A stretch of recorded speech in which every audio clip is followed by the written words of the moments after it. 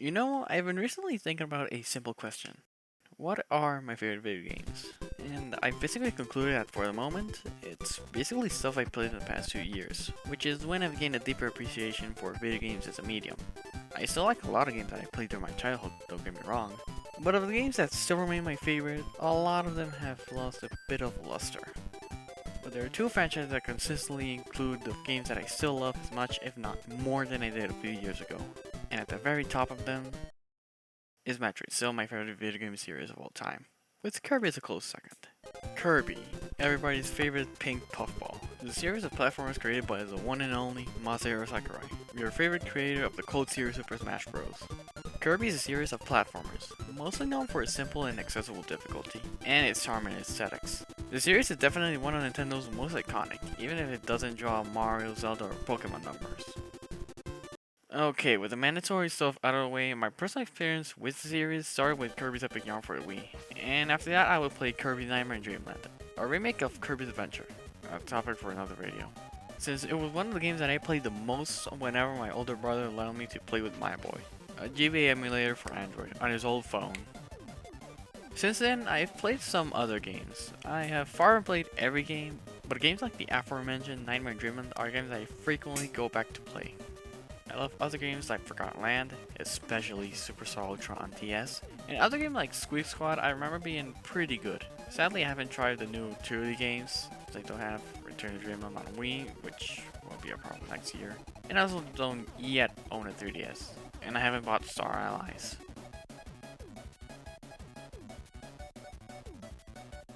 One of the many reasons I love Kirby, aside from the consistently solid gameplay, is that it's such a comforting series. And I'm not only talking about the games themselves, I mean, also that, but it seems like Kirby is pretty different from other franchises.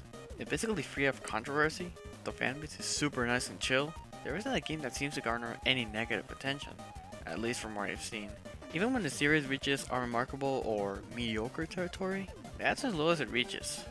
Speaking as someone who has yet to play every single game, and since this year was Kirby's 30th anniversary, I thought it would be neat to pay my respects to my second favorite video game series by playing every game. So we have to start at the Game Boy original, Kirby's Dreamland.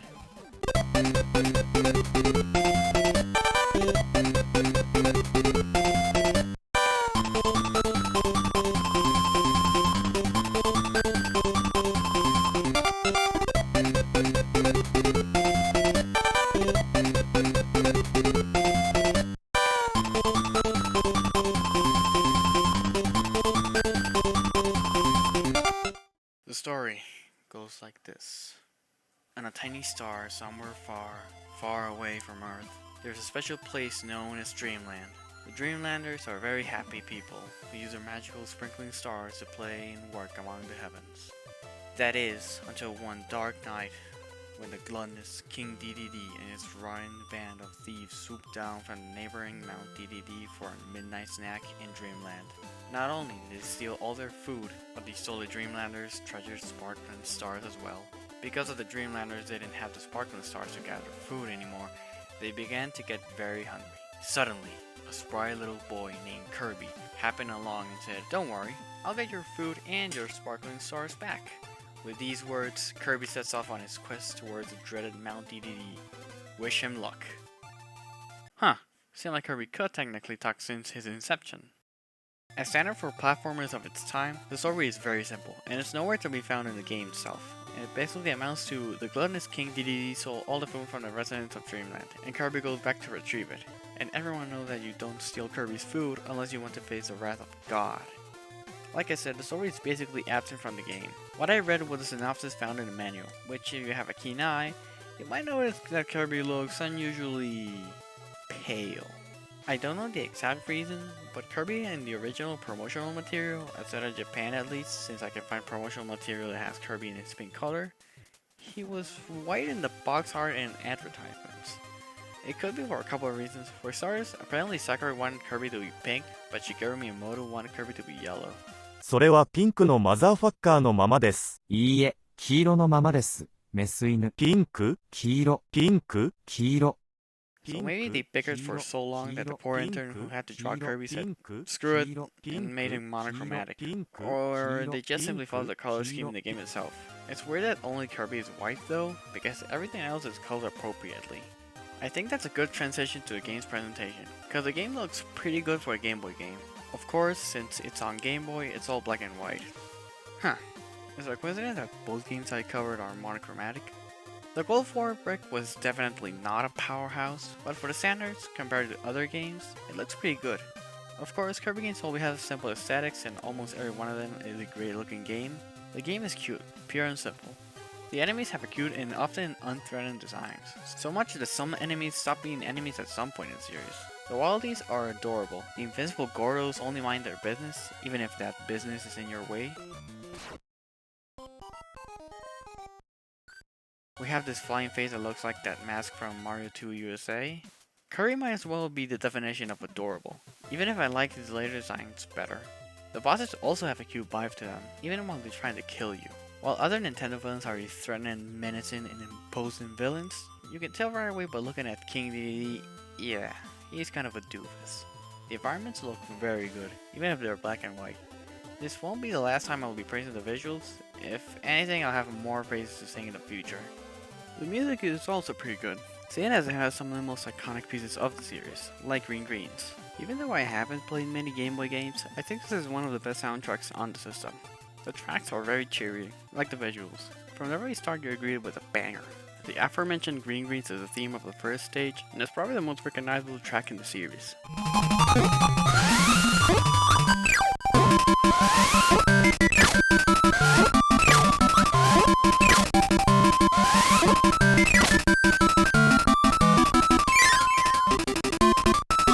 I'm pretty sure most of these tracks have a remix in some later game. The only ones I can recognize off the top of my head is the Castle Hall track, being the original version of the arena theme from Kirby Superstar.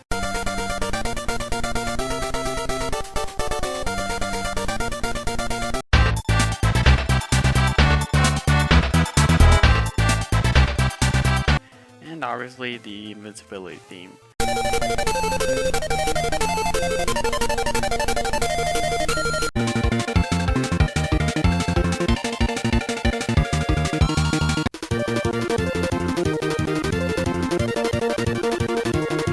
I think my favorite track is the ending, but I'll talk more about it later.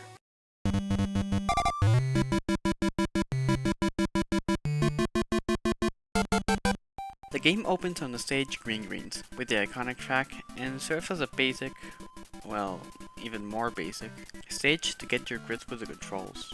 Kirby has a default running speed, he can jump with A as you do in a platformer, and with the press of the B button you can inhale your enemies, leaving nothing behind but the memory of their existence. You can spit them out or inhale them into the black hole that is Kirby's stomach.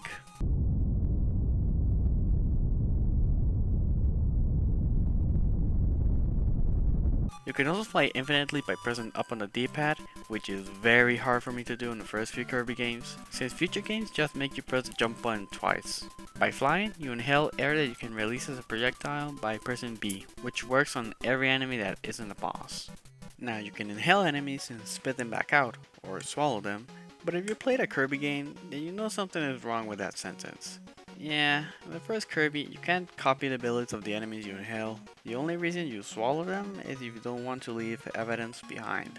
It feels very weird to go back to a Kirby game where you can't copy abilities, since it's basically Kirby's shtick, and without them, we're sadly left with an even simpler platformer than other Kirby games. Okay, so Sakurai was tasked with creating a platform that even children could play, so that's where stuff like the Infinite Flight came into fruition. Stating in a video talking about Dreamland, he said, が飛行できるのは体力性のゲームにおいて落ちるとワンミスになるのは重いと考えたからです。敵に触れるのと崖から落ちるのと比較してもそんなに悪いことをしていないにもかかわらず多くのアクションゲームでは体力性でも崖から落ちると即死でした。 And that sentiment of making an accessible platformer carries through basically everything in the game, from the level design to the enemies to even the bosses. Going back to Green Greens, the stage is very simple, with natural level design to teach you how to fly and inhale enemies to spit them back out, which is the only way to dispatch enemies aside from spitting at them. literally. Kirby has a total of 6 HP, which seems generous compared to the other 8-bit platformers, and like I said, Kirby can only walk. His run won't be introduced until Kirby's Adventure on NES. And even though the level design is accommodated for the fact that you can't run, it still feels a bit slow as someone who has played later Kirby games. And also, one feature that is also absent in this game, to my surprise, is that inhaling 2 enemies does not change your star projectile.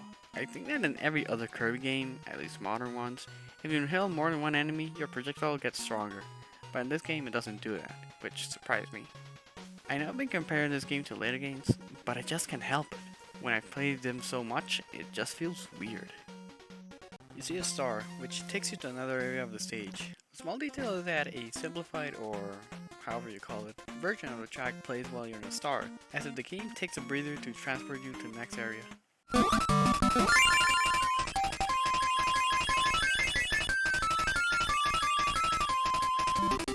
And to your first boss, Poppy Bro Sr., or rather, the first mini-boss. In stages you will find these mid-bosses, with less health than the big bosses, obviously, and the game has 3, Poppy Bro Sr., Lololo, and Krakow Jr. Beating this boss is as easy as simply waiting for him to throw bombs and avoiding when he jumps near you. Also, I'm pretty sure it's the first enemy that's untouched by Kirby's Earth Puff attack, so it's also useful to teach the player that air attacks won't work on anything other than regular enemies. After the fight, you proceed to a door and climb what I'm assuming is a tree stump, since I see that sometimes the door takes you to other places, and sometimes it's implied that you simply enter a place and it was just a regular door. And you also get teach that you can inhale star blocks and throw them back like any other enemy. Neat! After climbing the tree stump, you get your first real boss fight.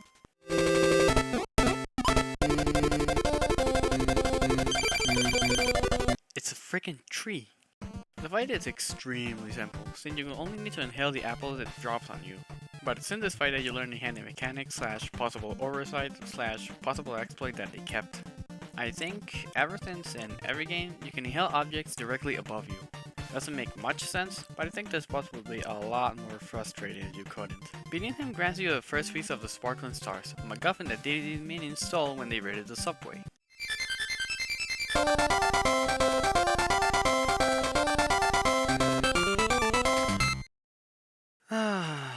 I love this dance. Yeah, when Kirby beats a level, he puts up a little dance with copies of himself. I mean, yeah, there are multiple Kirbys in other spin-offs, but he just multiplies. What, he reproduces asexually? Like a bacteria? In this case, like a parasite? He mimics what he eats, so is it like an X-Parasite from Metroid? Or am I X-Parasite Kirby lore, Sakurai? The next stage is Castle Lolo. Wait, was the servant trying to kill himself? Right as you enter, you find a microphone. To use it, you need to inhale it and then spit it out, since it serves as a bit of a screen nuke. But, since I'm a dumbass, I swallowed it rather than spitting it out, and it didn't work. One fun quirk of this game is that there are enemies that don't appear elsewhere. I know most of them are in the extra mode, one step at a time folks, and even some that appear in some Kirby spin-off I haven't played, but look at this. Peaser. Huh, that was kinda cute. Cancun? Wait, did I pronounce that right? A few rooms into the stage, after the ever so iconic invisibility candy, you get the second mini-boss, Lololo. Yeah, this dude is from an old NES puzzle game made by HAL, The Adventures of Lolo.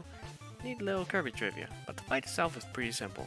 You need to wait for him to push out blocks to then inhale and shoot back. The stage overall has a different enough aesthetic to separate it from the rest of the stages, and it also introduces a super spicy Kirby, an item you probably remember more from Smash rather than Dreamland, but it simply allows you to shoot fireballs for a limited amount of time. Look at Kirby's face. Even though he doesn't emote, you know he's in extreme discomfort. Yeah, contrary to anything you might see in the promotional material for the game, or even the Japanese box art, Kirby doesn't really change expressions. It's always a blank expression.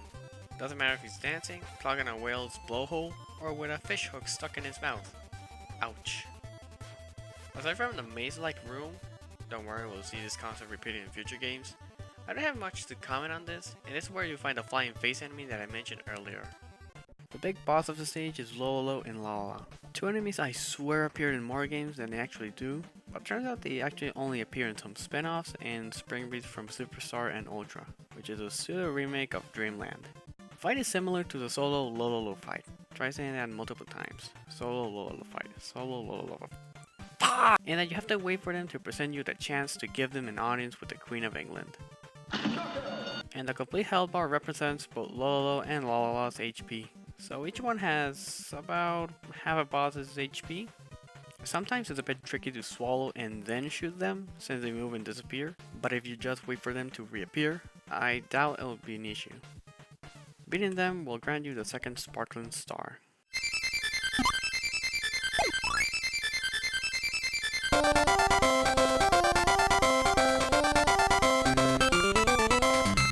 Before moving on to the next stage, I want to briefly talk about one of the greatest sources of charm in this game, the level intros. Before each level, there's brief little animations. Sometimes it doesn't even have to do with the stage, aside from the location that it takes place in. Green's intro has Kirby chasing a... Oh god, no. Lolo has Kirby getting the C virus. Poor kid forgot the facts, and because of that, he has the entire weight of the Cosmic Law smite him.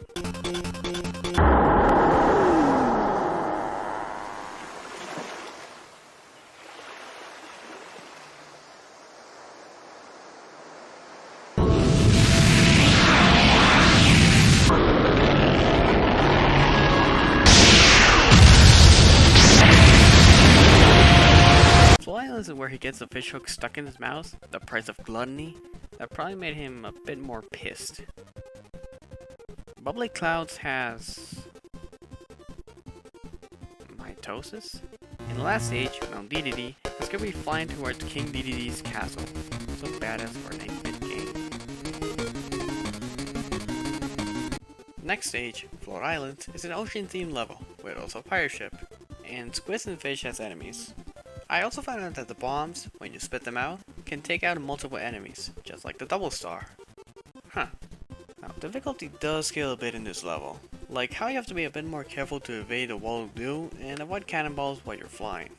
I wonder if that's a sign. Another detail is that if you eat the curry, make a run to the room with a 1-up and go into the water, you lose the power up. Sakurai seems to have a big attention to detail even early on. I think Kirby's also relieved because he looked like he really needed the bathroom.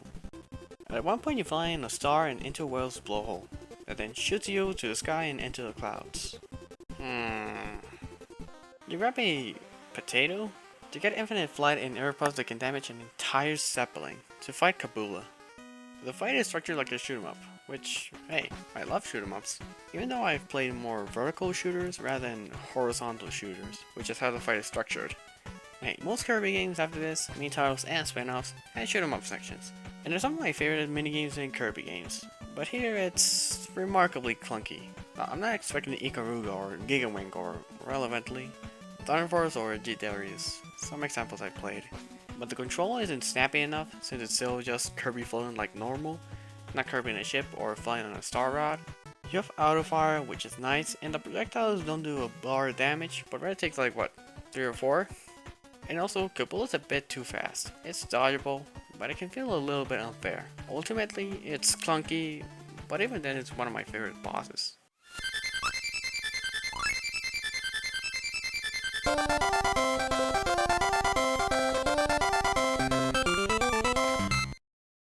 So next stage, while with Clouds, we can introduce maybe one of the more iconic Kirby enemies, the Scarfy. The enemy differs from the rest in that you can't swallow them. If you try, they'll change expression and start chasing you, and then explode. Even if you use your air puff to dispatch them, they still explode like a bomb, so you have to be cautious. There's also this secret room in the Cloud Maze, where you find a potato and a bunch of health refills, plus an extra life. And there's also another room that I checked, because there's a similar secret in Nightmare in Dreamland / Adventure where you have to enter the moon. This is also where I remember a small action that Kirby does when falling that can actually save you. When Kirby falls the right distance, he starts to dive. The dive allows you to fall in an enemy and damage them, which doesn't sound like much, but it can make certain leaps of fate much more forgiving, even in a game where you can fly indefinitely. Now, midway through the stage, you start to fight Kracko or Kracko Jr. I don't know, Wiki says it's Kracko Jr., game says it's just Kracko. I say it's Crackless Kracko. The first fight is pretty simple, and I don't know if this applies in the normal mode, but I discovered in my extra run, we'll get there soon folks, they can win the fight by standing in a corner, shoot projectiles when he gets you, and crouching to avoid when he gets close. His second fight is much more dynamic, but still very simple. He's bigger, so you have to be mobile, and by that I mean staying on the top of the screen. He never goes that far up. He still gave me trouble, but that's more so me being an impatient dumbass.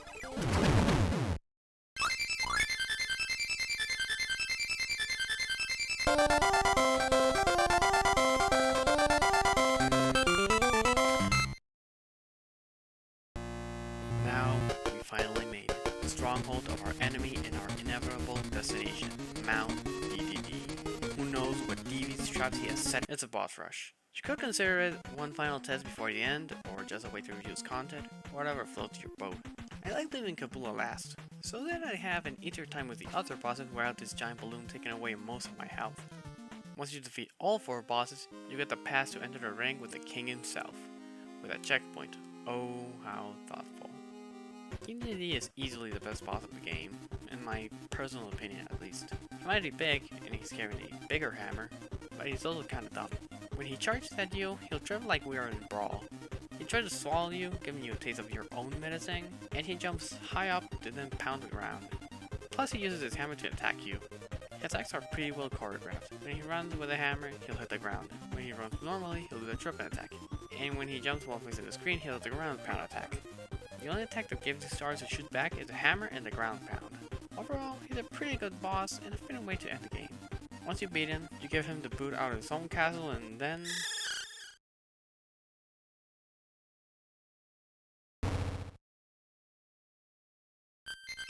With the sparkling stars and the fruit return to Dreamland residents, peace is back and you may rest now, brave warrior.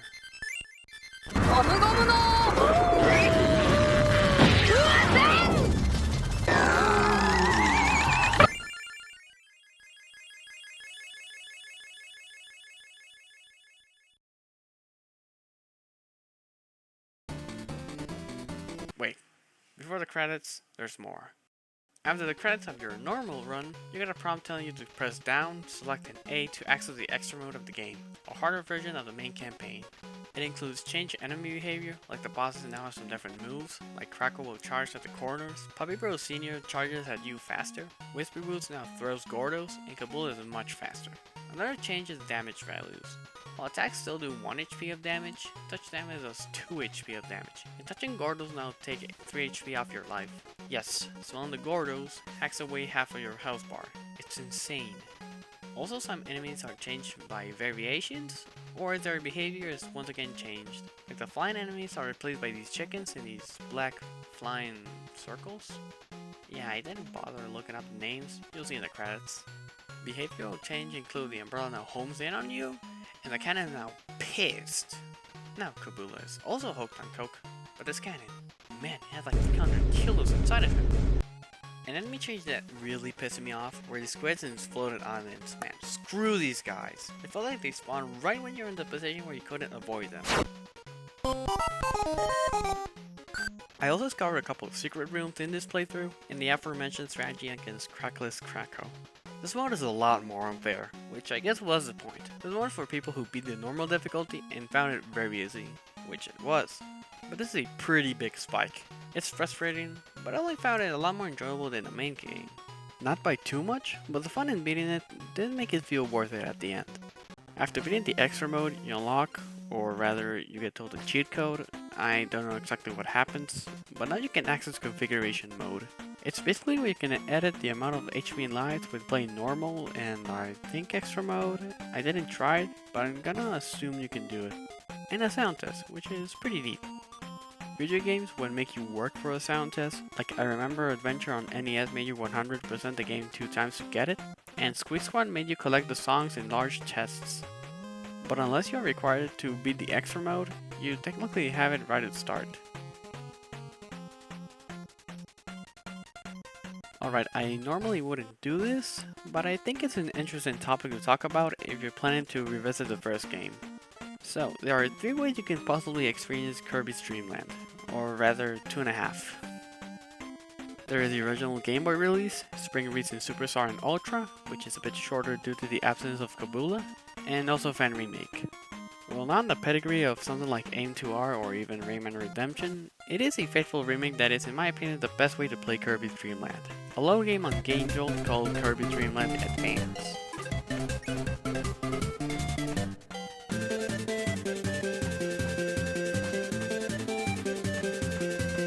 positioned similarly to Kirby's Nightmare in Dreamland, the remake of Kirby's Adventure on NES, and like I said, it's very faithful. Also as warned, I couldn't find a way to make it full screen, so I edited the footage to make it look like it. And also, neither did my PS4 controller nor this dinky ass USB controller work, so either I couldn't find a way, or you are forced to play with keyboard. There are no copy abilities, but you have Kirby's moves from future games like the run, slide, and more fluid control. The game borrows a lot of music and assets from the sprite-based games in the 2000s. I think mostly Superstar Ultra since it was the last and probably best looking of the games that use Nightmare and Dreamland's framework. It also borrows backgrounds from other games, but what's most impressive is how they managed the Dreamland exclusive enemies and bosses. Some of these were not in Stringeries, so they had to draw sprites from scratch. It's impressive simply due to how good they look and how well they fit in. In terms of difficulty, I'd say it's somewhere between the normal and extra mode of the original, since some extra mode quirks rear their head once in a while, like the 3 squids in the floating islands, and Gordo's doing 3 HP of damage. There is technically an extra mode, but it's just a Flappy Bird clone? Huh? I highly recommend you check it out. It's on GameJolt and I'll leave a link in the description for those interested. And well done to the developers, by making the definitive version of Kirby's first adventure. Okay, in configuration mode you can change the lives and HP, so here we go. 1 HP, 0 lives on normal challenge. It ends when I die.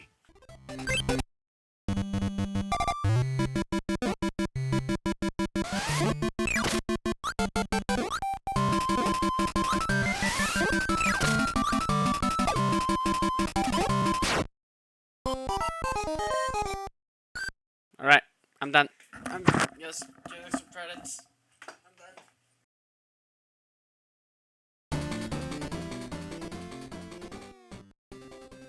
So, going back to Kirby's origins was definitely interesting. I've grown up playing and loving a lot of the games, and I certainly won't stop loving them anytime soon. And I think this is one of the better 8-bit first entries in Nintendo's catalog, you know, compared to the first Mario, Kid Icarus, and especially Metroid and Zelda. It's still a surprisingly decent game nowadays. But still, it is a first try at a formula, and it's still going to be perfect. When it existed in a time when Kirby's most well-known ability was not yet implemented, it's just a very simple 2D platformer, and a brief one. It will take you less than an hour to beat the game, even in extra mode. It does save from feeling like a slog, but it's definitely a game that's sold on its charm and visuals. The game itself is fine, but the visuals for a Game Boy title, the cute art style, and the smooth animations are what wow people the most. Thankfully, it was a success, being the best-selling Kirby game even to this day, and it gave the creator another shot at refining and adding to a formula, which led us into the Kirby we all know and love. The credits end with a happy and hopeful piece, with the extra mode credits including all the enemies and bosses with names, which is a nice reward, to let you reflect upon the 30 to 40 minutes of playtime. And watching Kirby fly carrying the castle with a monochromatic sunset, it's truly something. Kirby may have been born simple, but maybe even they knew that there was still ways to go, to perfect it and to make it stand out, and eventually they did. Kirby grew into its own, like its creator, Masahiro Sakurai, grew to stand out in the games industry, as a man with vision, and seeing how it all started with a monochrome brick, it was definitely fun to see the beginning of one of my favorite gaming franchises of all time. That's all for tonight, so farewell travelers, may we meet again another time and place.